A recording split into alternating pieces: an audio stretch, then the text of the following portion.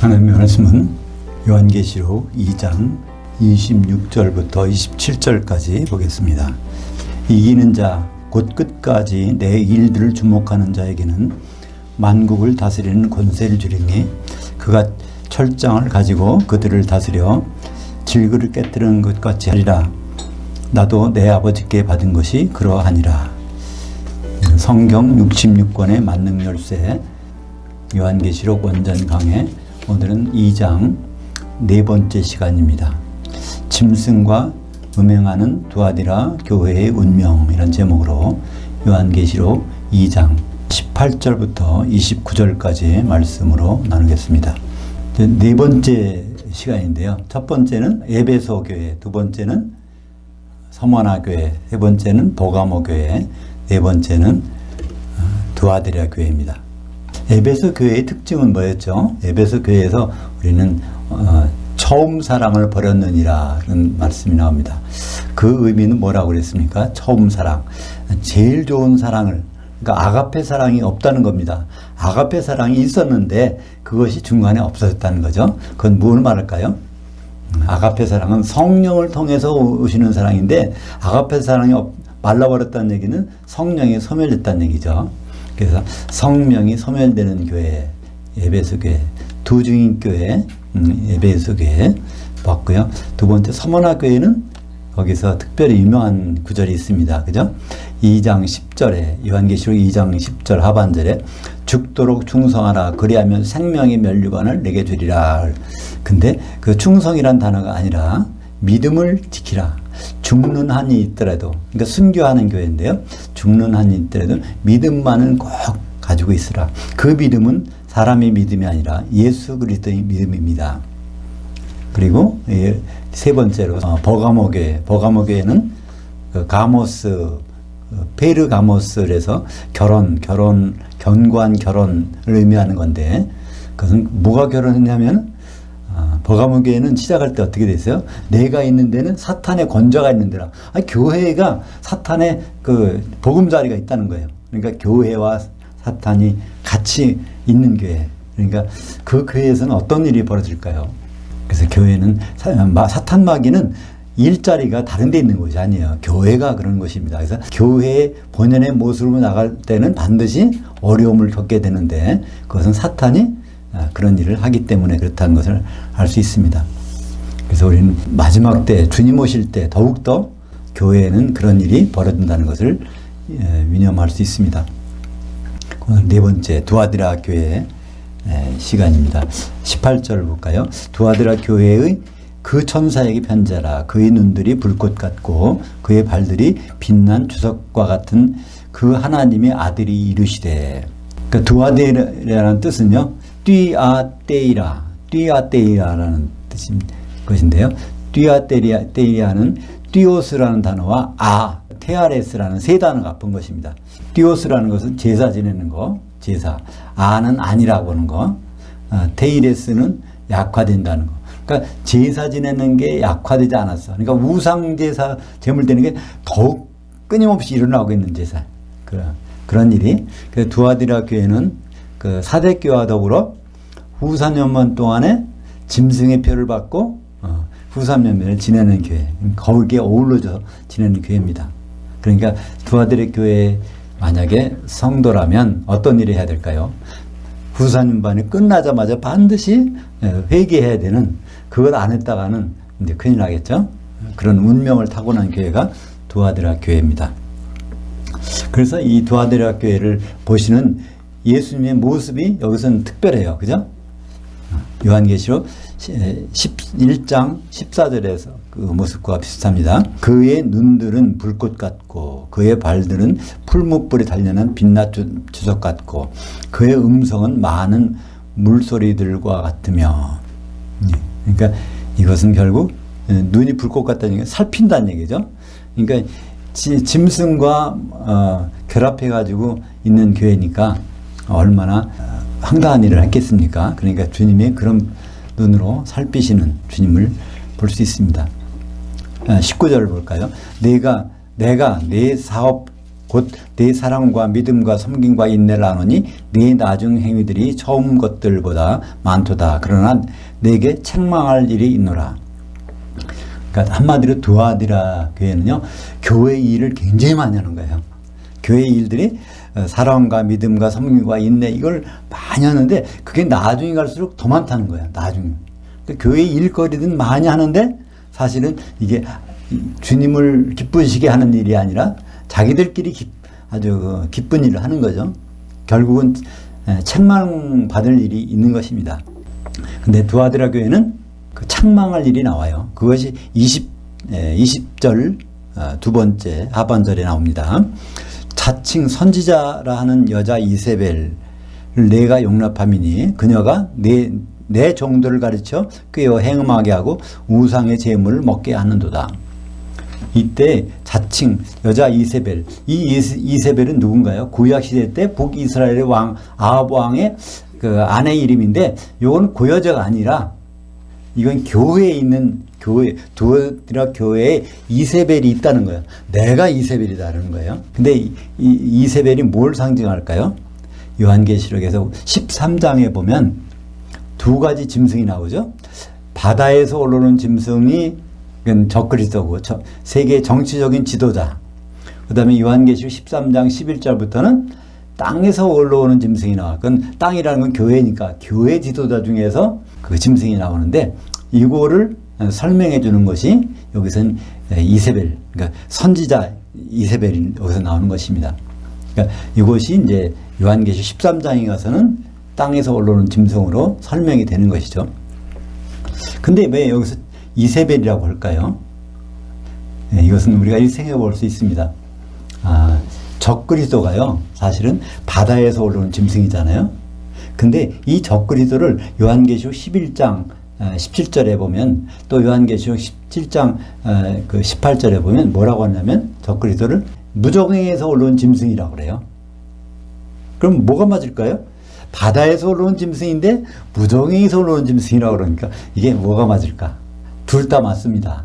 그러니까 앞으로 그 짐승 적그리스도는 바다에서 올라온, 그러니까 세상을 지배하는 사람이란 뜻이에요. 바다는 세상을 뜻하니까 세상을 지배하는 그 지도자가 나오는데 그 사람은 무저갱에서 올라온 누가 그 섬 속에 들어가는 거예요. 누가 들어갈까요? 귀신이. 그죠? 그것을 거슬러 올라가면 그 짐승의 수, 그 사람의 수가 뭐라고 그랬죠? 666이라고 그러는데 666이 되는 사람의 이름은 최초의 사람이 구스의 아들 니므롯. 초대 바벨론 왕이 그게 니므롯이 이제 666이 되는 거야. 구스의 아들 니므롯. 그러니까 그 사람이 죽으면 그 사람은 니므롯은 어디 갔어요?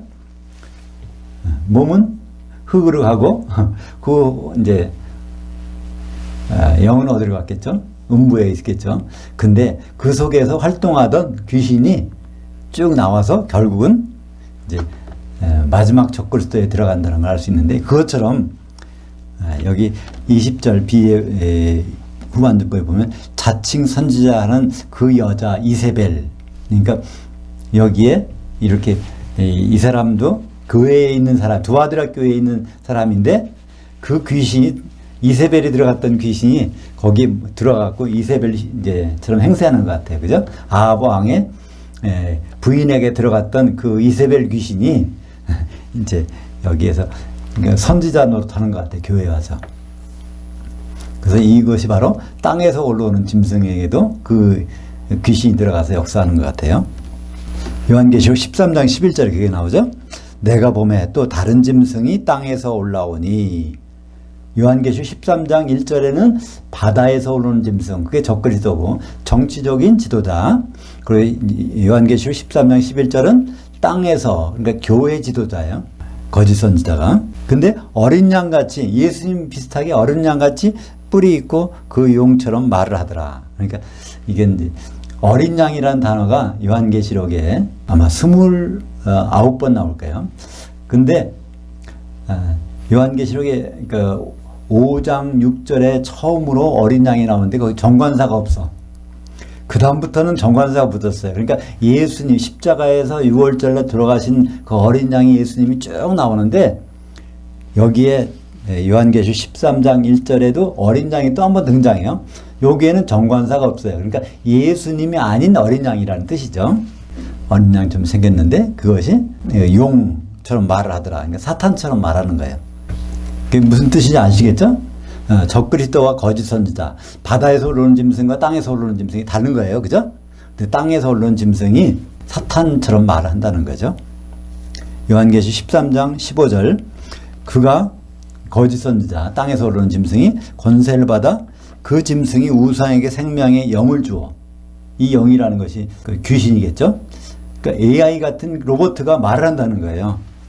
그 짐승의 우상으로 말하게 하고 또 그 짐승의 우상에게 경배하지 아니하는 자는 몇이든지 다 죽게 하더라. 그러니까 후서면반에 짐승의 우상에게 경배하는 사람은 표를 받잖아요. 육륜으로 표를 받아가지고 그 살게 되는데, 이때 그 짐승의 우상이 말을 하게 된다는 거예요. 그냥 기계가 말하는 것이 아니라 지금 기계가 말하게 할 수 있잖아요. 그죠? AI 기계가. 근데 거기에는 그 영을 집어넣었다는 거예요. 기계가 귀신이 들어가서 말을 할 정도면 그때는 후사년반 시작되는데 그때로부터 3년 반 이내에 예수님 오시는 거예요. 그죠? 그러니까 그 기계에 귀신이 들어가서 말을 하게 된다는 거 그거 보고 무섭다고 할 게 아니라 예수님 올 시간이 딱 얼마 남았다. 3년 반밖에 안 남았어. 그렇게 생각하면 되겠죠. 말씀은 2장 21절 보겠습니다. 또 내가 그녀에게 회개할 기회를 주었으되 자기의 음행을 회개하고자 하지 아니하는도다. 누구나 잘못은 할 수 있어요. 그죠? 교회에서 선지자 노릇하며 목사 노릇하며 말씀을 전하는데 잘못 전할 수도 있어. 근데 그 깨달았을 때는 회개를 해야 되는데 그 회개를 안 한다는 거예요. 그렇게 된 경우는 어떻게 될까요? 요한계시록 18장 7절, 그녀가 얼마나 자기를 영화롭게 하였으며 사치하였든지 그만큼 고통과 애통함으로 갚아주라. 그녀가 그 마음에 말하기를 나는 여왕으로 앉은 자요 과부가 아니라 결단코 애통함을 당하지 아니하리라 하니. 근데 그녀는 큰 성 바벨론 큰 음녀잖아요. 근데 큰 음녀, 그 교회의 그 성도들이 누구한테 꼬임을 받아서 땅에서 올라오는 짐승. 그러니까 두 아들의 교회로 하면은 그 자칭 선지자로는 이세벨이라는 그 사람한테 이렇게 미혹돼서 교회가 나는 왕이 필요 없다. 나는 과부가 아니라 난 남편이 필요 없다. 그렇게 되는 교회가 된다는 겁니다. 22절을 보겠습니다. 볼지어다 내가 그녀를 침상에 던질 터이요 그녀와 더불어 가늠하는 자들도 만일 그녀의 행위를 회개하지 않으면 큰 환난에 가운데 던지고. 그러니까 두 아들의 교회는 누가 있어요? 교회 지도자가 있는데 그 여자 선지자가 교회 지도자예요. 근데 지도자가 계속 우상의 제물을 먹게 하고 이렇게 하니까 여기서 예수님 천사가 무슨 말이에요? 그녀를 침상에 던지겠다는 거예요. 침상이라는 건 뭘까요? 말하자면 병원의 침대에 눕게 하는 거예요. 그러니까 거기 던져지면 어떻게 하죠? 자기 힘으로는 못 나오는 거야. 그런 환란이 어떻게 되는 건가요? 결국은 짐승과 거짓 선지자가 불못에 던져지는 게 있죠. 나중에 그런 처벌을 받는 거예요. 그걸 따른 성도들은 이제 큰 불 섞인 유일바다에 던져지지만 짐승과 그 거짓 선지자는 회개하지 아니하면 불못에 던져지는 것을 우리는 알 수가 있습니다. 그러니까 요한계시록 19장 17절에 거기에 그리스도 심판대가 나오는데요.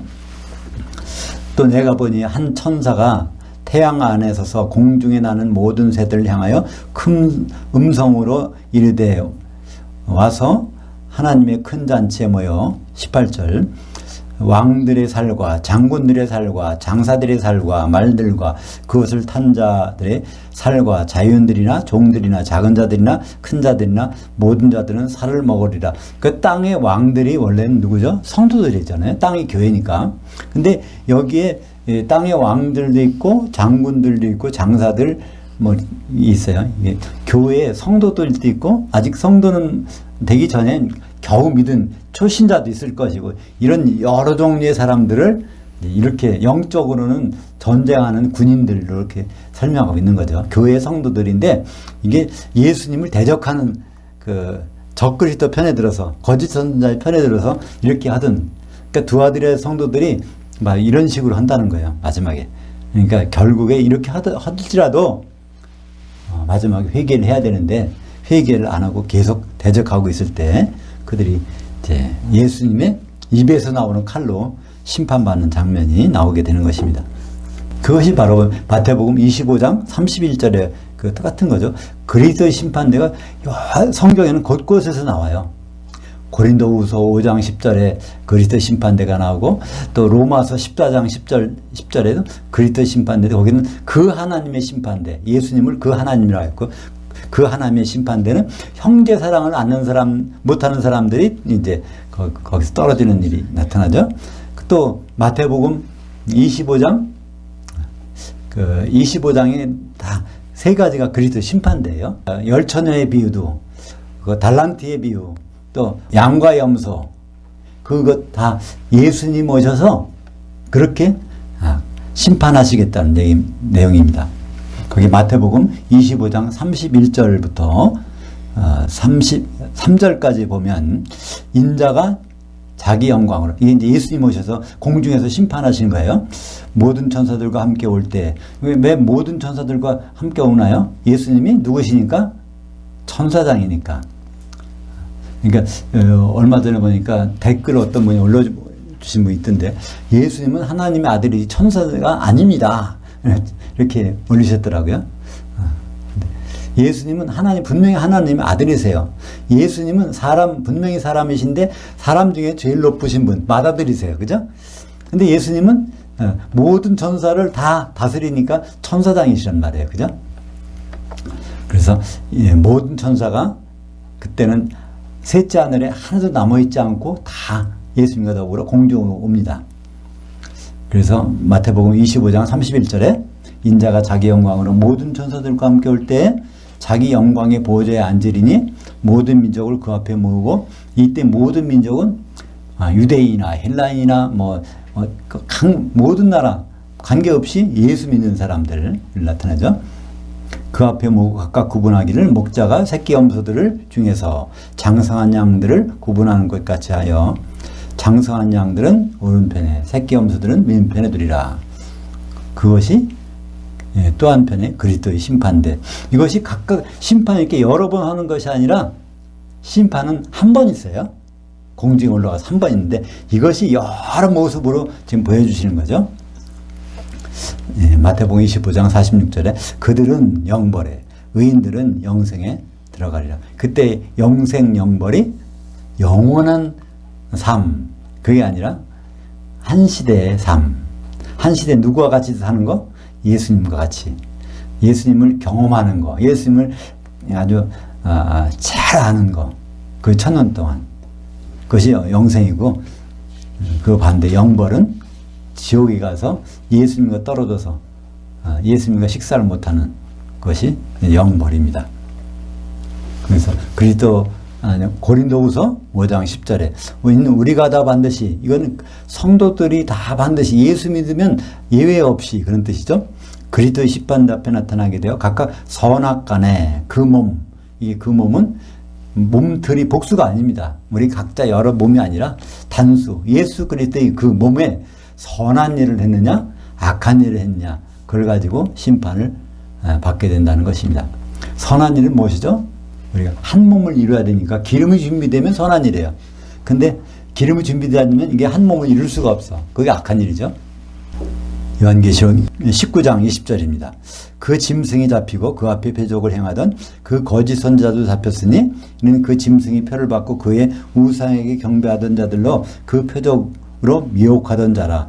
이 둘이 산채로 유황불못에 던져지고. 그러니까 그리스도의 심판대에서 거기서 영생과 영벌이 갈라지는데, 그러니까 천년왕국 들어가는 사람과 지옥 들어가는 사람이 갈라지는데 거기에 아니라 다른 곳에 가는 사람이 있다는 거예요. 어디로 들어가죠?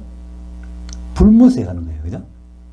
원래 불못은 백보자 심판에서 심판받은 사람이 거기 들어가는 건데, 바로 1000년 전에 불못에 1등으로 들어가는 사람들이 있어.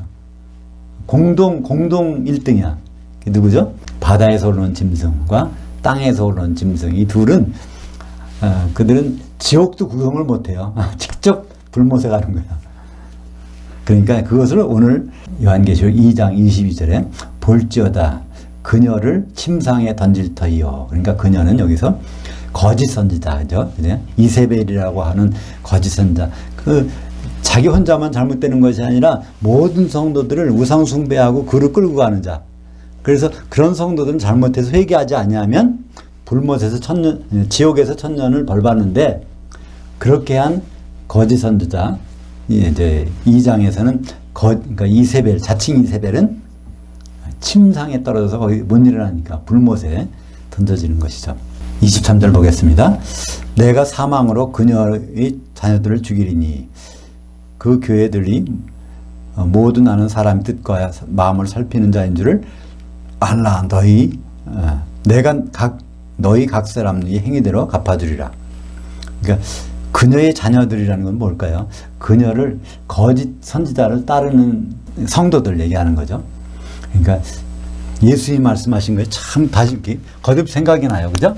마태복음 15장 14절. 이게 맹인 두 번 나오죠. 그죠? 맹인이 맹인을 인도하면 둘 다 부덩이에 빠지느니라. 그러니까 우리는 누굴 조심해야 돼요? 교회 지도자들을 참 조심해야 된다는 얘기예요. 그죠? 이분이 혹시 맹인 아닐까? 그러니까 여기서 맹인은 육신의 장애자가 아니라는 뜻이죠. 예수님이 맹인이라고 했다면 진리를 제대로 못 보는 사람이 맹인이에요. 진리를 제대로 못 보고 강단에서 가르치는 사람이 있다면 참 조심해야 된다는 얘기예요.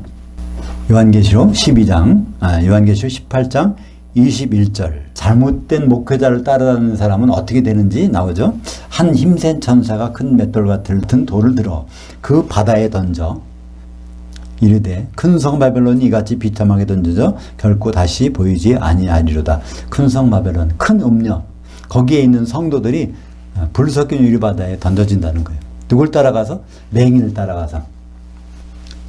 요한계시록 20장 13절에 이제 불 섞인 유리바다에 던져져서 천년왕국이 끝날 때, 그때 이제 상황이 요한계시록 20장 13절입니다. 같이 보죠. 그 바다가 그 가운데서 죽은 자들 내주고 또 사망과 음부도 그 가운데서 죽은 자들 내주매 각 사람이 자기 행위대로 심판을 받고. 요한계시록 20장 13절은요, 우리가 그냥 한 절 그냥 지나가지만 이게 어마어마한 장이에요. 이 일이 벌어질 때는 지구상에 태어났던 모든 사람들이 다 한 자리에 모이는 거예요. 그 백보자 심판대인 분은 예수님이 심판하시러 거기 앉으실 때지만 그 주위에 이기는 자들, 성도들이 거기 쫙 있겠죠. 천년왕국에서 왕노릇하던 성도들이 거기에 이제 백보자 심판대 심판석에 쫙 있을 거예요. 심판받을 사람들이 세 군데서 나와. 그 바다에서, 그 사망에서, 그 음부에서. 그러니까 거기 없는 사람이 없어요. 그러니까 지구상에 존재하던 모든 사람이 다 한꺼번에 모이는 곳은 단 한 번. 그 자리에서. 그리스도 심판대는요, 그 예수 믿는 사람들만 모이잖아요. 그죠? 공중에 가서 거기서 모이잖아요. 그래서 장소는 똑같아요. 장소는 공중이에요. 그죠? 천년왕국도 공중에서 통치한 다음에 그 자리에서 심판이 벌어지니까 공중의 심판, 공중의 장소는 그리스도 심판대나 백보자 심판대나 똑같아요. 근데 거기에서 그 많은 사람들이 심판을 받는데 참 글자로는 몇 글자 안 되지만 이게 어마어마한 일들이 거기에 벌어지는 거죠. 거기 오면 물론 아담도 있을 거고 뭐 에녹도 있을 거고 별 사람 다 있을 거예요. 모세도 있을 거고, 그죠? 하다못해 누가복음 16장에 나오는 부자도 그때 거기서 이제 재판을 받겠죠. 거기 또 누가 있을까요? 나사로도, 아브라함 품에 있던 나사로도 사망 가운데서 거기 나와서 있을 거예요.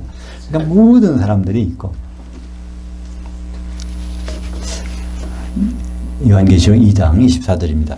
두아디라에 남아있어 이 교훈을 받지 아니하고 소위 사탄의 깊은 것을 알지 못하는 너에게 말하느니 다른 짐으로 너에게 지울 것이 없느라. 그러니까 두아디라 교회에 다 짐승의 표를 받고 했지만 사탄의 깊은 것을 그 속에 완전히 빠져들지 않은 사람이 있다는 거예요.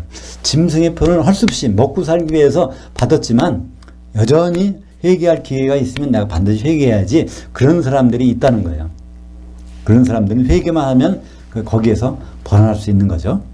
요한계시록 2장 20절 그 비벌 두 번째 아까 본 건데요. 뭐 자칭 선지자라는 그 여자 이세벨을 내가 용납하미니 그가 내 종들을 가르쳐 꾀어 행음하게 하고 우상의 제물을 먹게 하도다. 그러니까 할 수 없이 꾀임에 빠져서 이렇게 하지만 그러나 깊은 곳에 빠져들어 자발적으로 하는 것이 아니라는 거죠. 자발적으로 그 편에 들어간 게 아니라 할 수 없이 하는 사람들은 회개만 하면은 거기서 벗어날 수 있다는 말이죠.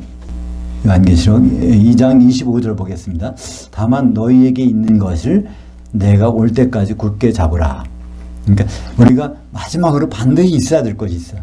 그것만은 꼭 붙잡으라는 거예요. 그게 뭘까요?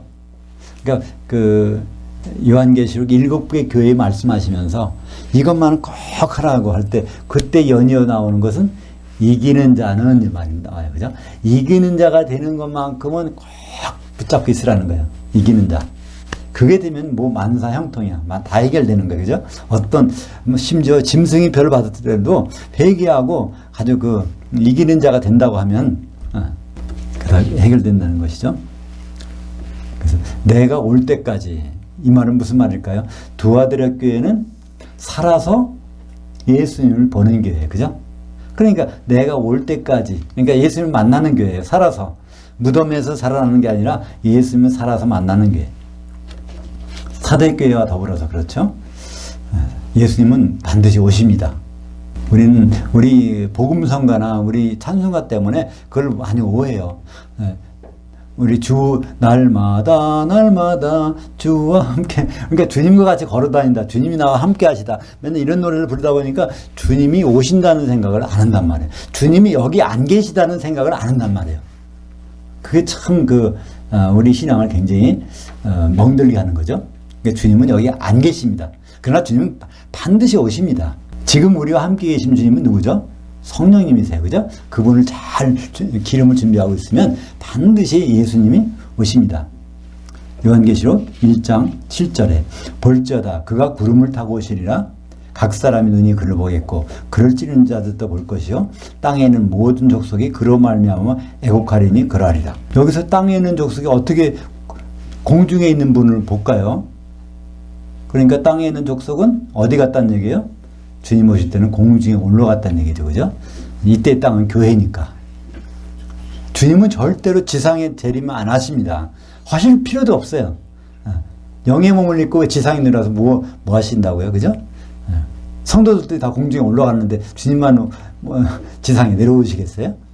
요한계시록 10장 1절 내가 또 보니 힘센 다른 천사가 구름을 입고 하늘에서 내려오는데 그 머리 위에 무지개가 있고 그 얼굴은 해 같고 그 발은 불기둥 같으며.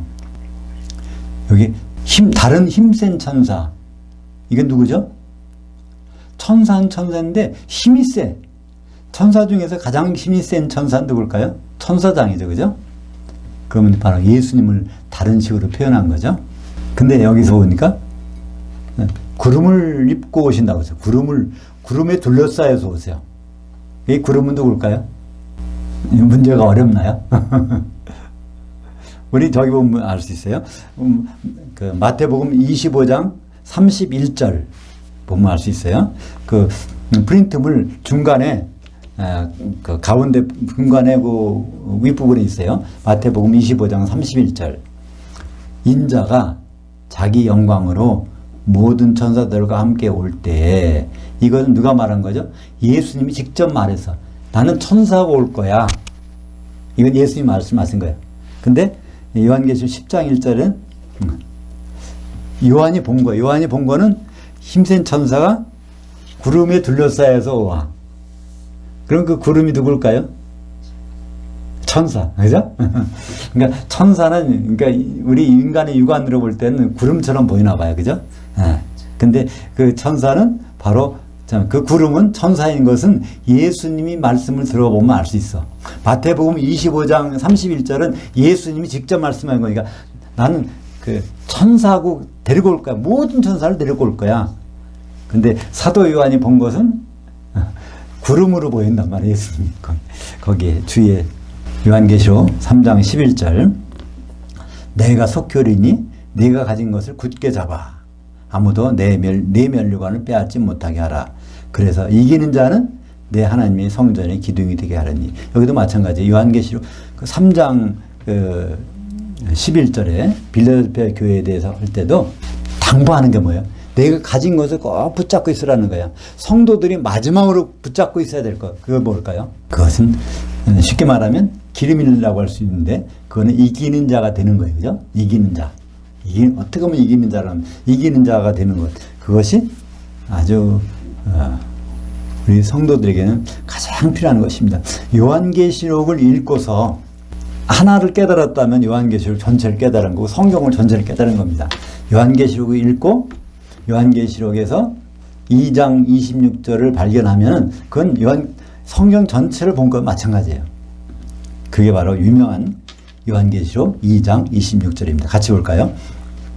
이기는 자, 곧 끝까지 내 일들을 주목하는 자에게는 만국을 다스리는 권세를 주리니. 여기에 모든 내용이 다 들어가 있어요. 이기는 자. 이기는 자는 마귀와 싸워서 이기는 자가 아니라 뭐 하는 자예요? 예수님의 일들을 끝까지 지켜보는 자예요. 주목하는. 예수님이 어떻게 하실까? 예수님이 하나님이신데 인간이 돼서 사람으로 오셨어. 그 다음 십자가에 달리시고 죽으시고 부활하셨어. 근데 승천하셨네? 근데 다시 오신다면 다시 오셔. 근데 결국은 뭐로 오시나 했더니 통치하셨도다. 어린 양의 혼식에 참석하는 그게 마지막 모습이란 말이에요. 그죠? 끝까지 예수님의 일들을 지켜보고 있는 자, 그 자는 이기는 자. 이기는 자에게는 만국을 다스린다. 오늘 오전 예배에서 요한복음 17장 3절에 17장 2절에 그런 말씀이 있었죠. 2절에 하나님이 예수를 따르는 사람들에게 예수 믿는 사람들에게 영생을 주시려고 예수님을 만민을 다스리는 권세를 주게 하셨다. 근데 만민은 혈육을 가진 사람이니까 천년왕국 때 지상에 있는 사람들을 다스리는 권세를 예수님께 주신 것은 성도들에게 영생 주려고, 그러니까 성도들에게 예수님과 더불어 통치하게 하시려고 그랬다는 거죠. 그러니까 여기서 요한계시록 22장 26절에 이렇게 나오죠. 이기는 자, 곧 끝까지 내 일들을 주목하는 자에게는 만국, 천년왕국을 다스리는 권세를 주리니. 요한계시록 19장 7절에 우리가 즐거워하고 그에게 기뻐하며 그에게 영광을 돌리세. 어린 양의 혼인이 이르렀고 그의 아내가 자신을 준비하였으므로. 그래서 이것이 바로 예수님의 끝까지 마지막 일이 최종 일이 이거예요. 혼인하려고 예수님 그렇게 하셨던 거예요. 예수님 왜 이 세상에 오셨죠? 2000년 전에 이 세상에 오셨어요. 오셨다가 무슨 일 뭔가는 하시고 가셨어. 근데 구체적으로 무슨 일이죠? 사실은 그 일이 중매쟁이 세우신 일이에요. 그죠? 사도들을 만들어 놓고 가셨단 말이에요. 중매쟁이로. 그게 무엇보다도 중요한 일이었어요. 그죠? 다른 것보다 병 고치고 죽은 자 살리고 뭐 그런 일보다도 예수님이 사도들을 만들어 놓고 가셨어. 그때 오실 때는 이제 결혼하러 오시니까. 요한계시록 20장 6절. 이 첫째 부활의 참여자들은 복이 있고 거룩하도다. 둘째 사망이 그들을 다스리는 권세가 없고 도리어 그들이 하나님과 그리스도의 제사장들이 되어 1000년 동안 그리스도와 더불어 왕노릇하리라. 이 1000년 동안 하는 성도들이 하는 일이 뭐라고 그랬죠? 영생. 그죠? 영생. 영생은 영원히 사는 것이 아니라 한 시대를 같이 예수님과 보내는 거예요. 그죠? 예수님을 알고 예수님과 접촉하고 예수님과 만나서 살을 맞대고 같이 1000년을 지내는 것이 바로 영생이라고 하는 것을 표현하고 있습니다. 영생이란 단어는 성경에 쉬운 한 번 나오는데요. 영생. 성경에 쉬운 한 번 나와요. 근데 구약에 4번, 신약에 47번 나와요. 근데 영생이 뭐다라는 설명은 딱 요한복음 17장 3절에 나와요. 영생. 영생이 뭐다. 영생은 유일하신 그 하나님과 그가 보내신 자, 예수 그리스도를 어떻게 해요? 아는 것이야. 근데 그 아는 것이 가정법을 썼어요. 지금 아는 것이 아니라 앞으로 알게 되는 거예요. 근데 성경에서 안다는 것은 아니 몸으로 안다는 거니까. 예수님은 몸으로 부대끼며 아는 것은 언제 알 수 있어요?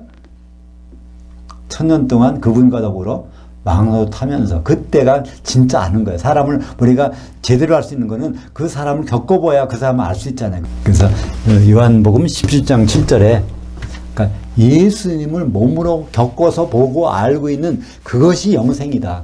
그러니까 영생은 천년왕국에서 예수님과 함께 지내는 것이 영생이라는 것을 말씀하고 있습니다. 27절 보겠습니다. 그가 철장을 가지고 그들을 다스려 질그릇 깨뜨리는 것 같이 하리라. 나도 내 아버지께 받은 것이 그러하리라. 그가, 이거 이기는 자는요, 철장을 가지고 누굴 다스릴까? 지상에 있는 사람을 다스려요. 그죠? 지상에 있는 불신자들을 다스리는데, 이 철장이라는 것은요, 쇠 지팡이라는 뜻이죠. 부러지지 않는 지팡이요, 강력한 지팡이. 다스린다는 말은 목양한다는 뜻입니다. 그것이 예수님과 똑같이, 예수님도 그런데, 이제 이기는 자, 성도들도 똑같이 그런 일을 한다는 거예요. 그것이 요한계시록 20장 6절에 그리스도와 더불어 천년 동안 왕 노릇하는 것이 바로 예수님과 똑같은 일을 한다는 거잖아요. 마지막 28절, 29절을 보겠습니다. 내가 또 그에게 새벽별을 주리라. 그러니까 새벽별은 누구죠? 예수님. 그러니까 누구에게? 이기는 자에게. 귀 있는 자는 그 영이 교회들에게 하시는 말씀을 들을지어다. 그러니까 요한계시록 22장 16절에는 예수님 자기 소개서가 있어요. 보면 나 예수는 그 교회들을 위하여 내 천사를 보내어 이것들을 너희에게 증언하게 하였노라. 나는 다윗 뿌리요 혈족이니 곧 광명한 새벽별이라. 그러니까 예수님은 어디에 관심이 있어요? 교회에 관심이 있어요. 그래서 교회에다가 편지 쓰려고 예수님의 천사를 보내서 요한계시록 전체를 누구에게, 세상에게 준 게 아니라 교회에게 보내셨단 말이에요. 그런데 예수님은 여기서 새벽별이라. 새벽별은 언제 나타날까요? 칠흑 같은 밤이 지나야 나타나는 거예요. 그죠? 세상이 점점 힘들어지고 어려워지고, 특별히 땅에 있는 예수 믿는 사람들이 힘든 일을 당하게 된 후에 바로 광명한 새벽별로 오시는 분이 예수님이에요. 그러니까 우리가 세상이 어려우면 어려울수록 우리는 더 기쁠 수가 있어야 되죠. 예수님이 접근하시고 계시니까, 예수님이 가까우셨으니까, 그것 때문에, 세상이 어렵기 때문에 기쁜 것이 아니라 예수님이 점점 가까이 오시니까 그분과 살을 맞대고 피부를 맞대고 공중에서 통치할 것을 생각하면, 영생을 우리가 누릴 걸 생각하면 그것 때문에 어두운 세상이 기쁘다는 겁니다. 예수님은 오늘 그 2장, 요한계시록 2장 28절에 특별히 새벽별로 오시는 분입니다. 그래서 우리가 이상한 일 당하는 것 같이, 이 시대에 어려운 일 당하는 것을 이상한 일 당하는 것 같이 하는 것이 아니라 새벽별로 오실 예수님이 가까이 오셨다는 그 징표로 우리는 이 세상을 보게 되는 것입니다. 기도하겠습니다. 하나님 아버지 감사합니다. 오늘 두아드라 교회의 모습을, 운명을 보여주시면서 우리도 주님을 어떻게 만나야 될지 다시 한번 생각했음을 감사합니다. 두아드라 교회가 비록 거짓 선지자 이세벨에게 속아서 미혹을 당하지만 그 미혹에 깊이 빠져들지 않고 회개한 자에게는 그것을 묻지 않는다고 하셨사오니 다만 내게 있는 것을 굳게 잡으라고 하셨습니다. 이기는 자가 되면 반드시 주님과 더불어 공중에서 영생을 누린다고 하셨사오니 우리가 그 소망으로 새벽별 되신 예수님을 어둠 가운데서 기다릴 수 있도록 인도하여 주시옵소서. 예수님의 이름으로 기도합니다. 아멘.